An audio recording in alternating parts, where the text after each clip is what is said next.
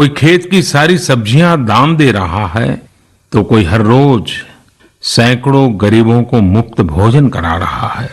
कोई मास्क बना रहा है, कहीं हमारे मजदूर भाई बहन क्वारंटीन में रहते हुए जिस स्कूल में रह रहे हैं उसकी रंगाई पुताई कर रहे हैं। साथियों, दूसरों की मदद के लिए आपके भीतर हृदय के किसी कोने में जो ये उमड़ता घुमड़ता भाव है ना, वही कोरोना के खिलाफ भारत की इस लड़ाई को ताकत दे रहा है। वही इस लड़ाई को सच्चे मायने में पीपल ड्रिवन बना रहा है। और हमने देखा है पिछले कुछ साल में हमारे देश में यह मिजाज बना है, निरंतर मजबूत होता रहा है। चाहे करोड़ों लोगों का गैस सब्सिडी छोड़ना हो, लाखों सीनियर सिटीजन का रेलवे सब्सिडी छोड़ना हो, स्वच्छ भारत अभियान का नेतृत्व लेना हो, टॉयलेट बनाने हो, अनगिनत बातें ऐसी है। इन सारी बातों से पता चलता है हम सबको एक मन, एक मजबूत धागे से पिरो दिया है, एक होकर देश के लिए कुछ करने की प्रेरणा दी है। मेरे प्यारे देशवासियों, मैं पूरी नम्रता पूर्वक, बहुत ही आदर के साथ आज 130 करोड़ देशवासियों की इस भावना को सर झुका करके नमन करता हूं। आप अपनी भावना के अनुरूप देश के लिए अपनी रुचि के हिसाब से, अपने समय के अनुसार कुछ कर सके, इसके लिए सरकार ने एक डिजिटल प्लेटफॉर्म भी तैयार किया है। ये प्लेटफॉर्म है covidwarriors.gov.in। मैं दोबारा बोलता हूं, covidwarriors.gov.in। सरकार ने इस प्लेटफॉर्म के माध्यम से तमाम सामाजिक संस्थाओं के वॉलंटियर्स, सिविल सोसाइटी के प्रतिनिधि और स्थानीय प्रशासन को एक दूसरे से जोड़ दिया है। बहुत ही कम समय में इस पोर्टल से 1.25 करोड़ लोग जुड़ चुके हैं। इनमें डॉक्टर, नर्सिस से लेकर हमारी आशा, एएनएम बहनें, हमारे एनसीसी, एनएसएस के साथी, अलग अलग फील्ड के तमाम प्रोफेशनल्स, उन्होंने इस प्लेटफॉर्म को अपना प्लेटफॉर्म बना लिया है। ये लोग स्थानीय स्तर पर क्राइसिस मैनेजमेंट प्लान बनाने वालों में और उसकी पूर्ति में भी बहुत मदद कर रहे हैं। आप भी covidwarriors.gov.in से जुड़कर देश की सेवा कर सकते हैं, कोविड वॉरियर बन सकते हैं। साथियों, हर मुश्किल हालात, हर लड़ाई कुछ न कुछ सबक देती है, कुछ न कुछ सिखा करके जाती है, सीख देती है, कुछ संभावनाओं के मार्ग बनाती है और कुछ नई मंजिलों की दिशा भी देती है। इस परिस्थिति में आप सब देशवासियों ने जो संकल्प शक्ति दिखाई है, उससे भारत में एक नए बदलाव की शुरुआत भी हुई है। हमारे बिजनेस, हमारे दफ्तर, हमारे शिक्षण संस्थान, हमारा मेडिकल सेक्टर, हर कोई तेजी से नए तकनीकी बदलावों की तरफ भी बढ़ रहे हैं। टेक्नोलॉजी के फ्रंट पर तो वाकई ऐसा लग रहा है कि देश का हर इनोवेटर नई परिस्थितियों के मुताबिक कुछ न कुछ नया निर्माण कर रहा है। साथियों, देश जब एक टीम बनकर के काम करता है तब क्या कुछ होता है, ये हम अनुभव कर रहे हैं। आज केंद्र सरकार हो, राज्य सरकार हो, इनका हर एक विभाग और संस्थान राहत के लिए मिलजुल करके पूरी स्पीड से काम कर रहे हैं। हमारे एविएशन सेक्टर में काम कर रहे लोग हों, रेलवे कर्मचारी हो, ये दिन रात मेहनत कर रहे हैं ताकि देशवासियों को कम से कम समस्या हो। आप में से शायद बहुत लोगों को मालूम होगा कि देश के हर हिस्से में दवाइयों को पहुंचाने के लिए लाइफलाइन उड़ान नाम से एक विशेष अभियान चल रहा है। हमारे इन साथियों ने इतने कम समय में देश के भीतर ही 3 लाख किलोमीटर की हवाई उड़ान भरी है और 500 टन से अधिक मेडिकल सामग्री देश के कोने कोने में आप तक पहुंचाया है। इसी तरह रेलवे के साथ ही लॉकडाउन में भी लगातार मेहनत कर रहे हैं ताकि देश के आम लोगों को जरूरी वस्तुओं की कमी न हो। इस काम के लिए भारतीय रेलवे करीब करीब 60 से अधिक रेल मार्ग पर 100 से भी ज्यादा पार्सल ट्रेन चला रही है। इसी तरह दवाओं की आपूर्ति में हमारे डाक विभाग के लोग बहुत अहम भूमिका निभा रहे हैं। हमारे ये सभी साथी सच्चे अर्थ में कोरोना के वॉरियर ही हैं। साथियों, प्रधानमंत्री गरीब कल्याण पैकेज के तहत गरीबों के अकाउंट में पैसे सीधे ट्रांसफर किए जा रहे हैं।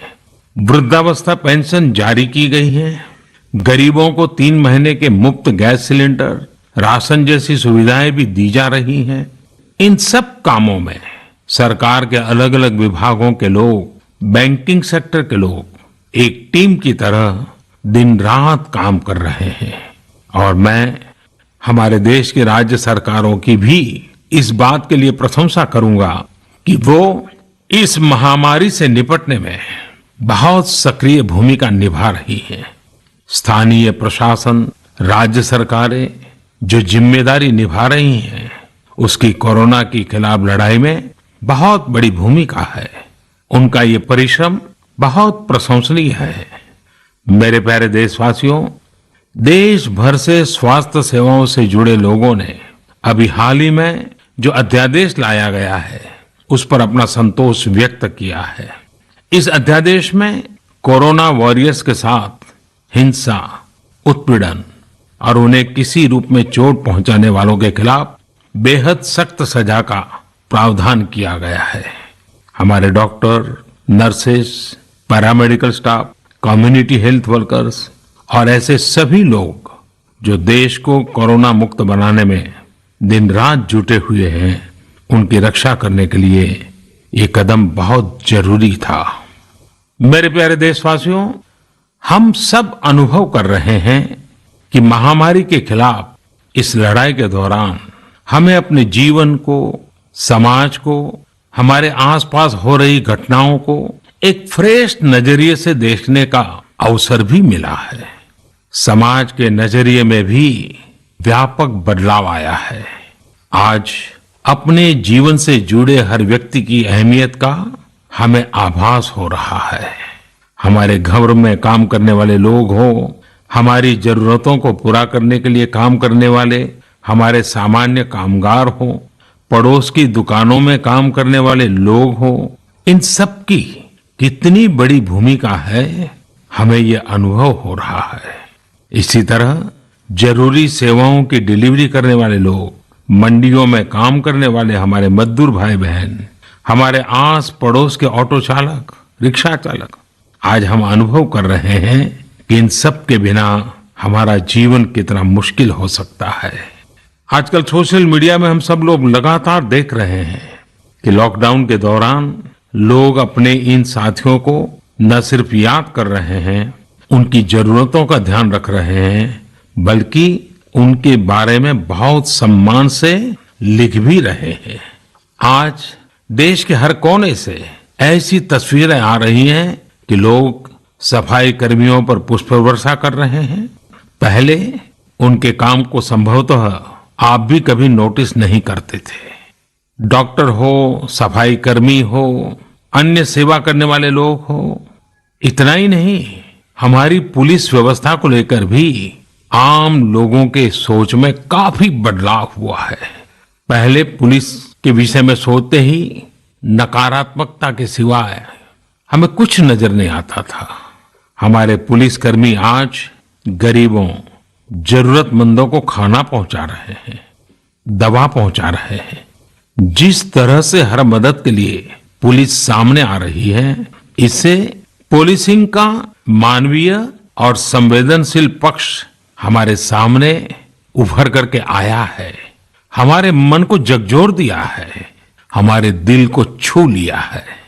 एक ऐसा अवसर है जिसमें आम लोग पुलिस से भावात्मक तरीके से जुड़ रहे हैं। हमारे पुलिस कर्मियों ने इसे जनता की सेवा के एक अवसर के रूप में लिया है और मुझे पूरा विश्वास है इन घटनाओं से आने वाले समय में सच्चे अर्थ में बहुत ही सकारात्मक बदलाव आ सकता है और हम सब ने इस सकारात्मकता को कभी भी नकारात्मकता के रंग से रंगना नहीं है।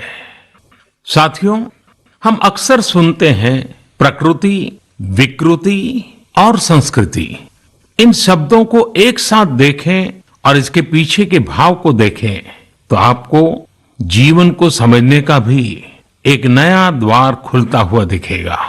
अगर मानव प्रकृति की चर्चा करें तो ये मेरा है, मैं इसका उपयोग करता हूं। इसको और इस भावना को बहुत स्वाभाविक माना जाता है, किसी को इसमें कोई ऐतराज नहीं होता।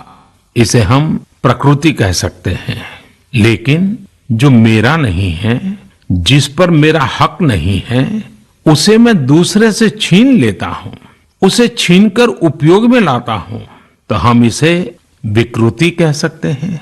इन दोनों से परे, प्रकृति और विकृति से ऊपर जब कोई संस्कारित मन सोचता है या व्यवहार करता है तो हमें संस्कृति नजर आती है। जब कोई अपने हक की चीज, अपनी मेहनत से कमाई चीज, अपने लिए जरूरी चीज कम हो या अधिक, इसकी परवाह किए बिना किसी व्यक्ति की जरूरत को देखते हुए खुद की चिंता छोड़कर अपने हक के हिस्से को बांट करके किसी दूसरे की जरूरत पूरी करता है, वही तो संस्कृति है। साथियों, जब कसौटी का काल होता है तब इन गुणों का परीक्षण होता है। आपने पिछले दिनों देखा होगा कि भारत ने अपने संस्कारों के अनुरूप, हमारी सोच के अनुरूप, हमारी संस्कृति का निर्वहन करते हुए कुछ फैसले लिए। संकट की इस घड़ी में दुनिया के लिए भी, समृद्ध देशों के लिए भी दवाइयों का संकट बहुत ज्यादा रहा है। एक ऐसा समय है कि अगर भारत दुनिया को दवाइयां न भी दे तो कोई भारत को दोषी नहीं मानता। हर देश समझ रहा है कि भारत के लिए भी उसकी प्राथमिकता अपने नागरिकों का जीवन बचाना है। लेकिन साथियों, भारत ने प्रकृति विकृति की सोच से परे होकर फैसला लिया। भारत ने अपनी संस्कृति के अनुरूप फैसला लिया। हमने भारत की आवश्यकताओं के लिए जो करना था उसका प्रयास तो बढ़ाया ही, लेकिन दुनिया भर से आ रही मानवता की रक्षा की पुकार पर भी पूरा ध्यान दिया। हमने विश्व के हर जरूरतमंद तक दवाइयों को पहुंचाने का बीड़ा उठाया और मानवता के इस काम को करके दिखाया। आज जब मेरी अनेक देशों के राष्ट्राध्यक्षों से फोन पर बात होती है तो वो भारत की जनता का आभार जरूर व्यक्त करते हैं। जब वो लोग कहते हैं thank you India, thank you people of India, तो देश के लिए गर्व और बढ़ जाता है। इसी तरह इस समय दुनिया भर में भारत के आयुर्वेद और योग के महत्व को भी लोग बड़े विशिष्ट भाव से देख रहे हैं। सोशल मीडिया पर देखिए, हर तरफ इम्यूनिटी बढ़ाने के लिए किस तरह से भारत के आयुर्वेद और योग की चर्चा हो रही है। कोरोना की दृष्टि से आयुष मंत्रालय ने इम्यूनिटी बढ़ाने के लिए जो प्रोटोकॉल दिया था, मुझे विश्वास है कि आप लोग इसका प्रयोग जरूर कर रहे होंगे। गर्म पानी, काढ़ा और जो अन्य दिशा निर्देश आयुष मंत्रालय ने जारी किए हैं वो आप अपनी दिनचर्या में शामिल करेंगे तो आपको बहुत लाभ होगा। साथियों, वैसे ये दुर्भाग्य रहा है कि कई बार हम अपनी ही शक्तियां और समृद्ध परंपराओं को पहचानने से इनकार कर देते हैं। लेकिन जब विश्व का कोई दूसरा देश एविडेंस बेस्ड रिसर्च के आधार पर वही बात करता है, हमारी फॉर्मूला हमें सिखाता है, तो हम उसे हाथों हाथ ले लेते हैं। संभवतः इसके पीछे एक बहुत बड़ा कारण सैकड़ों वर्षों की हमारी गुलामी का कालखंड रहा है। इस वजह से कभी कभी हमें अपनी ही शक्ति पर विश्वास नहीं होता है, हमारा आत्मविश्वास कम नजर आता है। इसलिए हम अपने देश की अच्छी बातों को, हमारे पारंपरिक सिद्धांतों को एविडेंस बेस्ड रिसर्च के आधार पर आगे बढ़ाने के बजाय उसे छोड़ देते हैं, उसे हीन समझने लगते हैं। भारत की युवा पीढ़ी को अब इस चुनौती को स्वीकार करना होगा। जैसे विश्व ने योग को सहज स्वीकार किया है, वैसे ही हजारों वर्षों पुराने हमारे आयुर्वेद के सिद्धांतों को भी विश्व अवश्य स्वीकार करेगा। हाँ, इसके लिए युवा पीढ़ी को संकल्प लेना होगा और दुनिया जिस भाषा में समझती है उस वैज्ञानिक भाषा में हमें समझाना होगा, कुछ करके दिखाना होगा। साथियों, वैसे कोविड-19 के कारण कई सकारात्मक बदलाव हमारे काम करने के तरीके, हमारी जीवन शैली और हमारी आदतों में भी स्वाभाविक रूप से अपनी जगह बना रहे हैं। आपने सबने भी महसूस किया होगा इस संकट ने कैसे अलग अलग विषयों पर हमारी समझ और हमारी चेतना को जागरूक किया है। जो असर हमें अपने आसपास देखने को मिल रहे हैं, इनमें सबसे पहला है मास्क पहनना और अपने चेहरे को ढककर रखना। कोरोना की वजह से बदलते हुए हालात में मास्क भी हमारे जीवन का हिस्सा बन रहा है। वैसे हमें इसकी भी आदत कभी नहीं रही कि हमारे आसपास के बहुत सारे लोग मास्क में दिखे, लेकिन अब हो यही रहा है। हाँ, इसका ये मतलब नहीं है कि जो मास्क लगाते हैं वे सभी बीमार हैं। और जब मैं मास्क की बात करता हूं तो मुझे एक पुरानी बात याद आती है।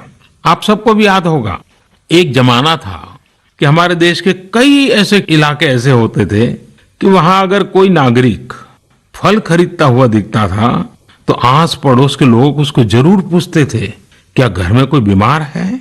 यानी फल मतलब बीमारी में ही खाया जाता है, ऐसी एक धारणा बनी हुई थी। हालांकि समय बदला और ये धारणा भी बदली। वैसे ही मास्क को लेकर भी धारणा अब बदलने वाली ही है। आप देखिएगा, मास्क अब सभ्य समाज का प्रतीक बन जाएगा। अगर बीमारी से खुद को बचना है और दूसरों को भी बचाना है तो आपको मास्क लगाना पड़ेगा। और मेरा तो सिंपल सुझाव रहता है, गमछा मुंह ढकना है। साथियों, हमारे समाज में एक और बड़ी जागरूकता ये आई है कि अब सभी लोग ये समझ रहे हैं कि सार्वजनिक स्थानों पर थूकने के क्या नुकसान हो सकते हैं। यहां वहां कहीं पर भी थूक देना गलत आदतों का हिस्सा बना हुआ था। ये स्वच्छता और स्वास्थ्य को गंभीर चुनौती भी देता था। वैसे एक तरह से देखें तो हम हमेशा से ही इस समस्या को जानते रहे, लेकिन ये समस्या समाज से समाप्त होने का नाम ही नहीं ले रही थी। अब वो समय आ गया है कि इस बुरी आदत को हमेशा हमेशा के लिए खत्म कर दिया जाए। कहते भी हैं कि बेटर लेट देन नेवर। तो देर भले हो गई हो, लेकिन अब ये थूकने की आदत छोड़ देनी चाहिए। ये बातें जहां बेसिक हाइजीन का स्तर बढ़ाएंगी, वहीं कोरोना संक्रमण को फैलने से रोकने में भी मदद करेगी। मेरे प्यारे देशवासियों, ये सुखद संयोग ही है कि आज जब आपसे मैं मन की बात कर रहा हूं तो अक्षय तृतीया का पवित्र पर्व भी है। साथियों, क्षय का अर्थ होता है विनाश, लेकिन जो कभी नष्ट नहीं हो, जो कभी समाप्त नहीं हो, वो अक्षय है। अपने घरों में हम सब इस पर्व को हर साल मनाते हैं, लेकिन इस साल हमारे लिए इसका विशेष महत्व है। आज के कठिन समय में यह एक ऐसा दिन है जो हमें याद दिलाता है कि हमारी आत्मा, हमारी भावना अक्षय है। यह दिन हमें याद दिलाता है कि चाहे कितनी भी कठिनाइयां रास्ता रोके, चाहे कितनी भी आपदाएं आए, चाहे कितनी भी बीमारियों का सामना करना पड़े, इनसे लड़ने और जूझने की मानवीय भावनाएं अक्षय है। माना जाता है कि यही वो दिन है जिस दिन भगवान श्री कृष्ण और भगवान सूर्यदेव के आशीर्वाद से पांडवों को अक्षय पात्र मिला था। अक्षय पात्र यानी एक ऐसा बर्तन जिसमें भोजन कभी समाप्त नहीं होता है। हमारे अन्नदाता किसान हर परिस्थिति में देश के लिए, हम सब के लिए इसी भावना से परिश्रम करते हैं। इन्हीं के परिश्रम से आज हम सब के लिए, गरीबों के लिए देश के पास अक्षय अन्न भंडार है। इस अक्षय तृतीया पर हमें अपने पर्यावरण, जंगल, नदियां और पूरे इकोसिस्टम के संरक्षण के बारे में भी सोचना चाहिए, जो हमारे जीवन में महत्वपूर्ण भूमिका निभाते हैं। अगर हम अक्षय रहना चाहते हैं तो हमें पहले यह सुनिश्चित करना होगा कि हमारी धरती अक्षय रहे। क्या आप जानते हैं कि अक्षय तृतीया का यह पर्व दान की शक्ति यानी पावर ऑफ गिविंग का भी एक अवसर होता है। हम हृदय की भावना से जो कुछ भी देते हैं, वास्तव में महत्व उसी का होता है। यह बात महत्वपूर्ण नहीं है कि हम क्या देते हैं और कितना देते हैं। संकट के इस दौर में हमारा छोटा सा प्रयास हमारे आसपास के बहुत से लोगों के लिए बहुत बड़ा संबल बन सकता है। साथियों, जैन परंपरा में भी यह बहुत पवित्र दिन है, क्योंकि पहले तीर्थंकर भगवान ऋषभदेव के जीवन का यह एक महत्वपूर्ण दिन रहा है। ऐसे में जैन समाज इसे एक पर्व के रूप में मनाता है और इसलिए ये समझना आसान है कि क्यों इस दिन को लोग किसी भी शुभ कार्य को प्रारंभ करना पसंद करते हैं। चूंकि आज कुछ नया शुरू करने का दिन है, तो ऐसे में क्या हम सब मिलकर अपने प्रयासों से अपनी धरती को अक्षय और अविनाशी बनाने का संकल्प ले सकते हैं? साथियों, आज भगवान बसवेश्वर जी की भी जयंती है। ये मेरा सौभाग्य रहा है कि मुझे भगवान बसवेश्वर की स्मृतियां और उनके संदेश से बार बार जुड़ने का, सीखने का अवसर मिला है। देश और दुनिया में भगवान बसवेश्वर के सभी अनुयायियों को उनकी जयंती पर बहुत बहुत शुभकामनाएं। साथियों, रमजान का भी पवित्र महीना शुरू हो चुका है। जब पिछली बार रमजान मनाया गया था तो किसी ने सोचा भी नहीं था कि इस बार रमजान में इतनी बड़ी मुसीबतों का भी सामना करना पड़ेगा। लेकिन अब जब पूरे विश्व में ये मुसीबत आ ही गई है, तो हमारे सामने अवसर है इस रमजान को संयम, सद्भावना, संवेदनशीलता और सेवा भाव का प्रतीक बनाएं। इस बार हम पहले से ज्यादा इबादत करें ताकि ईद आने से पहले दुनिया कोरोना से मुक्त हो जाए और हम पहले की तरह उमंग और उत्साह के साथ ईद मनाएं। मुझे विश्वास है कि रमजान के इन दिनों में स्थानीय प्रशासन के दिशा निर्देशों का पालन करते हुए कोरोना के खिलाफ चल रही इस लड़ाई को हम और मजबूत करेंगे। सड़कों पर, बाजारों में, मोहल्लों में फिजिकल डिस्टेंसिंग के नियमों का पालन अभी बहुत आवश्यक है। मैं आज उन सभी कम्युनिटी लीडर्स के प्रति भी आभार प्रकट करता हूं जो 2 गज दूरी और घर से बाहर नहीं निकलने को लेकर लोगों को जागरूक कर रहे हैं। वाकई कोरोना ने इस बार भारत समेत दुनिया भर में त्योहारों को मनाने का स्वरूप ही बदल दिया है, रंग रूप बदल दिए हैं। अभी पिछले दिनों ही हमारे यहाँ भी बिहू, बैसाखी, पुथंडू, विशु, ओडिया न्यू ईयर ऐसे अनेक त्योहार आए। हमने देखा कि लोगों ने कैसे इन त्योहारों को घर में रहकर और बड़ी सादगी के साथ और समाज के प्रति शुभ चिंतन के साथ त्योहारों को मनाया। आमतौर पर वे इन त्योहारों को अपने दोस्तों और परिवारों के साथ पूरे उत्साह और उमंग के साथ मनाते थे, घर के बाहर निकलकर अपनी खुशी साझा करते थे। लेकिन इस बार हर किसी ने संयम बरता, लॉकडाउन के नियमों का पालन किया। हमने देखा है कि इस बार हमारे ईसाई दोस्तों ने ईस्टर भी घर पर ही मनाया है। अपने समाज, अपने देश के प्रति ये जिम्मेदारी निभाना आज की बहुत बड़ी जरूरत है। तभी हम कोरोना के फैलाव को रोक पाने में सफल होंगे, कोरोना जैसी वैश्विक महामारी को परास्त कर पाएंगे। मेरे प्यारे देशवासियों, इस वैश्विक महामारी के संकट के बीच आपके परिवार के एक सदस्य के नाते, और आप सब भी मेरे ही परिवारजन है, तब कुछ संकेत करना, कुछ सुझाव देना, ये मेरा दायित्व भी बनता है। मेरे देशवासियों से मैं आपसे आग्रह करूंगा, हम कतई अति आत्मविश्वास में न फंस जाएं। हम ऐसा विचार न पाल लें कि हमारे शहर में, हमारे गांव में, हमारी गली में, हमारे दफ्तर में अभी तक कोरोना पहुंचा नहीं है, इसलिए अब पहुंचने वाला नहीं है। देखिए, ऐसी गलती कभी मत पालना। दुनिया का अनुभव हमें बहुत कुछ कह रहा है, और हमारे यहाँ तो बार बार कहा जाता है, सावधानी हटी तो दुर्घटना घटी। याद रखिए, हमारे पूर्वजों ने हमें इन सारे विषयों में बहुत अच्छा मार्गदर्शन किया है।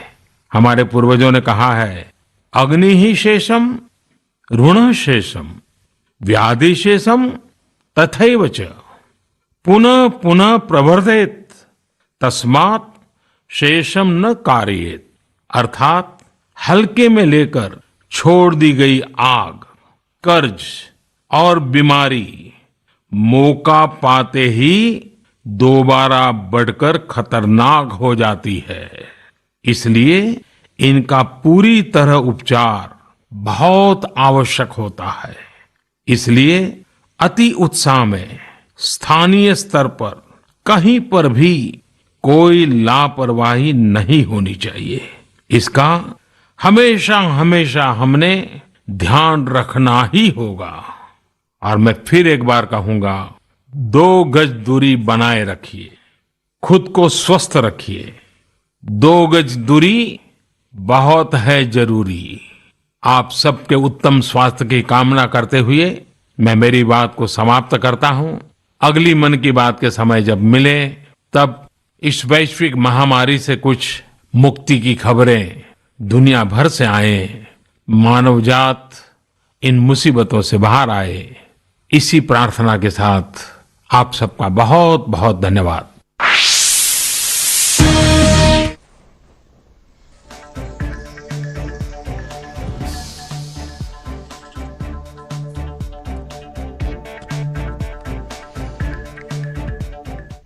ਤਾਂ ਪ੍ਰਧਾਨਮੰਤਰੀ ਨਰਿੰਦਰ ਮੋਦੀ ਨੇ ਮਨ ਕੀ ਬਾਤ ਕੀਤੀ ਤੇ ਆਪਣੇ ਮਨ ਕੀ ਬਾਤ ਦੇ ਵਿੱਚ ਕੋਰੋਨਾ ਵਾਰੀਅਰਸ ਦੀ ਤਾਰੀਫ ਕੀਤੀ ਅਤੇ ਨਾਲ ਹੀ ਕਿਹਾ ਕਿ ਡਾਕਟਰ, ਸਫਾਈ ਕਰਮੀ ਜਿਹੜੇ ਲਗਾਤਾਰ ਮਿਹਨਤ ਕਰ ਰਹੇ ਨੇ, ਉਹਨਾਂ ਦਾ ਸਨਮਾਨ ਲੋਕਾਂ ਵੱਲੋਂ ਕੀਤਾ ਵੀ ਜਾ ਰਿਹਾ ਹੈ। ਪੁਲਿਸ ਦਾ ਅਕਸ ਵੀ ਬਦਲਿਆ ਹੈ ਤੇ ਪੂਰਾ ਦੇਸ਼ ਇੱਕ ਟੀਮ ਵਾਂਗ ਕੰਮ ਕਰ ਰਿਹਾ ਹੈ। ਤੇ ਨਾਲ ਹੀ ਉਮੀਦ ਕੀਤੀ ਹੈ ਕਿ ਅਗਲੀ ਵਾਰ ਮਨ ਕੀ ਬਾਤ ਕਰੀਏ ਤਾਂ ਉਸ ਵੇਲੇ ਦੇਸ਼ ਕੋਰੋਨਾ ਮੁਕਤੀ ਦੇ ਵੱਲ ਰਾਹ ਤੇ ਪੈ ਗਿਆ ਹੋਵੇ ਤੇ ਕੋਰੋਨਾ ਮੁਕਤੀ ਦੀਆਂ ਖਬਰਾਂ ਜਿਹੜੀਆਂ ਨੇ ਉਹ ਸਾਰੇ ਦੇਸ਼ ਤੋਂ ਸਾਹਮਣੇ ਆਉਣ। ਤਾਂ ਖਬਰਾਂ ਦਾ ਸਿਲਸਿਲਾ ਲਗਾਤਾਰ ਜਾਰੀ ਹੈ। ਫਿਲਹਾਲ ਇੱਕ ਵਾਰ ਨਜ਼ਰ ਮਾਰ ਲੈਂਦੇ ਹਾਂ ਹੈਡਲਾਈਨਸ ਤੇ।